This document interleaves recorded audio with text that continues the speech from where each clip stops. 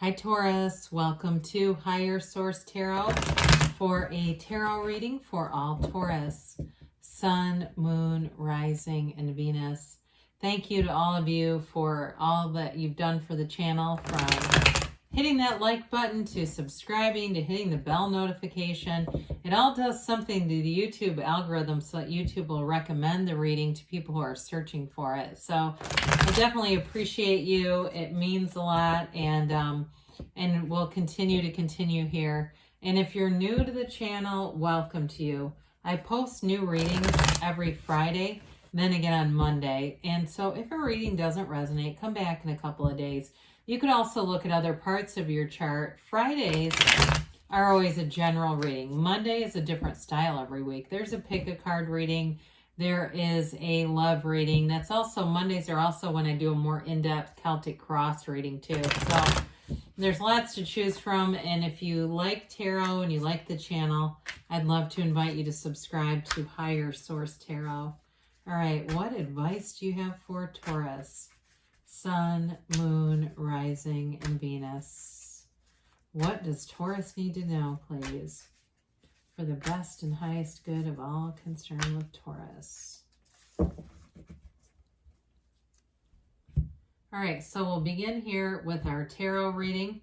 Then we'll have an Angel Answers Oracle card reading too. We've got the Queen of Swords, the Knight of Wands, the Two of Cups, the Ace of Wands, the Sun, the Chariot, the High Priestess, and the Ten of Cups. Wow, what a beautiful reading. Now we got to turn over our timer here, okay, guys? So our skeleton timer. Not that we're on a timeline. I mean, really, time is a human concept. You have here Cancer, Leo. You've got fire, water, air here, and yeah. So with the Queen of Swords, you've got a conversation coming in. I do feel like with the Queen of Swords and the High Priestess too, you've definitely got a conversation that's going to reveal some information. I would also, in this energy, I feel like there may be a female involved here. I don't know where the phrase bus chuck comes from. I don't say that, but like they almost want to, this is a work-related thing. I feel like they may think that you're late to things or something like that.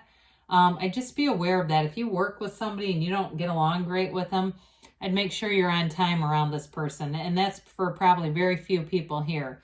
But with this Queen of Swords, and for the rest of you, it is good communication, it's clarity, it's having a sense of humor, being a bit sarcastic. It's also a card, though, because she's rather serious, that reminds us to not take things too seriously, to still have fun in the meantime, which you've got a great energy for that. You have a wonderful relationship here. If you're planning travel or something, a honeymoon, it's going to be great. You've got wonderful energy for anything to do with travel, coming together in a relationship. Now, the Knight of Wands, Ace of Wands, this also could be passion. I mentioned the late thing. The Knight of Wands tends to be late. So if it's also in a relationship and you know that you tend to be late, it might be a good time to be intentional about being on time. And again, that could be for very few of you. I work with a Taurus, one that I get along with very well. They're always the first person there. They're there well ahead of everyone else. So again, I wouldn't say it's your sign in general. I'm just saying that keeps coming in for some reason. For others of you, though, this Knight of Wands brings in fun energy. He's ready to get going, get out, go to comedy clubs, go travel, go do things. He does not sit still. And in relationships, he makes it a lot of fun. It's the kind of energy where you're laughing, you're getting carried away with things, you're doing things that maybe you didn't think you would do, but the energy is just right, and it seems like the right thing to do. You know, the one minute you're sitting in the audience, the next minute you're up on stage. It's that kind of energy. So be aware of that because it's fun, but it, you know, again, it can be one of those things where you really, you do things that might be out of character, but for a good reason. Now, with this Two of Cups, I do feel like for you, you have a beautiful, loving relationship here, no doubt about that. So if it's a relationship that you're asking about with the Chariot and the Sun, and even if there's been a breakup here, because you do have a card of an apology coming in, You have great aspects for relationships, no matter what it is that you're asking about. This is all about moving forward. It's synergy. There's an energetic connection here. So I'm not particularly concerned about this, but with the Two of Cups here, it is definitely a match. It's a mutual energy. And that may be part of it too, where you kind of play off of each other and get each other going in a fun way, not in a negative way at all. But with the Two of Cups at work too, it's also a match. So even if you have some woman, or maybe it's not a woman, but the energy is just more in the feminine side, it is, you know, even if you have that one little thing, I still feel like you have a good match at work. And I don't feel like one person's opinion would really affect much, but I do feel like this is an energy of feeling like you're in flow. You've got a nice match wherever you go. Now with the Ace of Wands, this is that energy of drive and passion. Aces are all about initiation, their beginnings. It's, you know, making conscious choices, but that bring in something that you've always wanted. This can be an olive branch or an apology. So if you do have somebody who kind of tries to tattle on you or set you up to look bad, they may come back around and apologize anyway, or try to say, oh, I didn't mean it like that. But either way, with this Ace of Wands, I don't think you'll care too much, because that's that drive, it's that passion where you want more of something. It may almost be hard to focus on certain things if it's not what you're passionate about, because it's sort of like this real pull. It's a pull towards something, a pull towards greatness. In terms of work too, if you've been in a place for a while, you may start to look around, or you may just find there's certain people you really prefer to work with, and you'll find ways to do it, because with the energy of the sun too and that synergy, there's something about this need for energetic matches. I just don't see you settling for things that aren't a match. So with the sun, this is gains and riches. It's wonderful energy. It's high vibrational stuff. It's a card of achievement, success, victory. You've got that several different times here. And so with this, I like it too with the Ten of Cups, because you've got that rainbow and then you've got this big glorious sun. It is an energy too, though, of feeling love. It's like you're feeling on top of the world. You're feeling an energy of vitality. So you may find too that even if there is some little person at your work that tends to, you know, not mind their own business, other people around you might think it's hilarious. There's something about your energy here that you're going to attract a lot of people.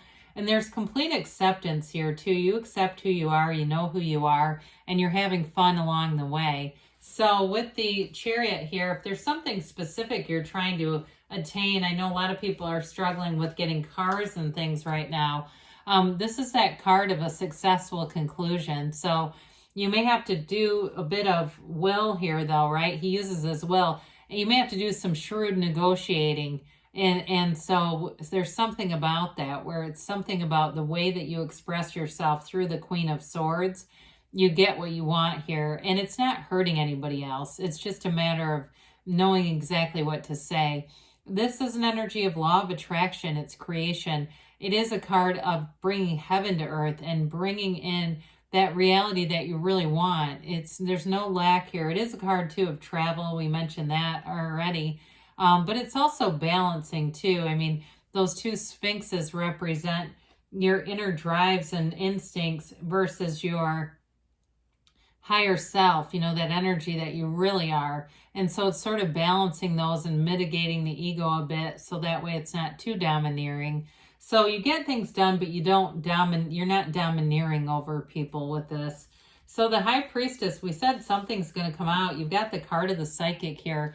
Also a card of balance, all right? You've got it a couple of different times, something about bringing in balance. So if you do find that Ace of Wands has you feeling really driven, this may be part of why they keep bringing in balance, just making sure that you're still taking care of the physical body and other areas of your life, because you've got a passion here and something that really, it's like you've got that thing where you almost can't stop thinking about it, whether it's a relationship or something with work.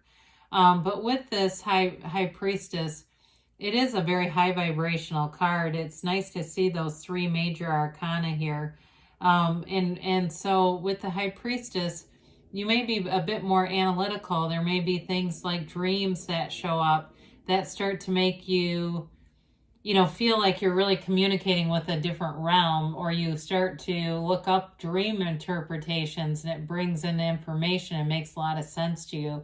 But either way, with this energy, you'll have this knowing. It's like this, just this knowing that you can almost, you can predict what's going to happen because you already know. So with the 10 of Cups, this is a subjective energy, but it's like getting what you've always wanted, much like that Ace of Wands. 10s are perfection. They're a new cycle beginning, and you're full of power in life in this one. It's that celebration. It's coming together. I mentioned before, you've got a vibrant energy. So you may find that where you go, you have a lot of laughter, connection, going out with people, going out to dinner, things like that, having fun times, or being invited over to people's houses or into situations where there's gatherings.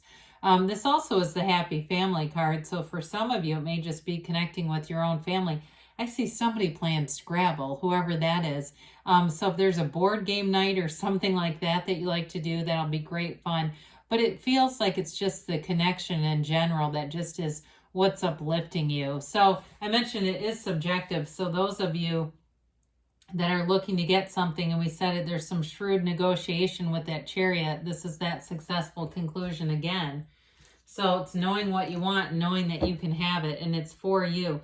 Everything you want is already here. You just have to line up with the energy. And so I wonder how many stories we'll hear about people, especially looking for cars or houses where there's such a demand and not much availability, not much supply, you know, saying, oh God, I can't believe how this went down. I got exactly what I wanted, and then nearly what a lot of people would have said was impossible situation, it happened. So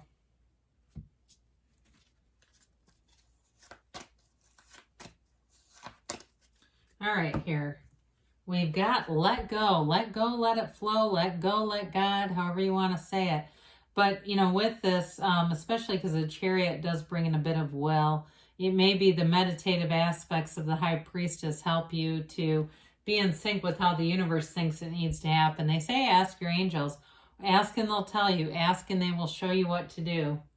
You've got here abundance. I'm not surprised. You definitely have an energy in the reading of abundance and moving forward. There's no lack here whatsoever, Taurus, within the next few months, I say. So things are definitely moving forward. And you've got a yes. You can have, do, or be anything. I love you, Taurus, and I'll be back again soon.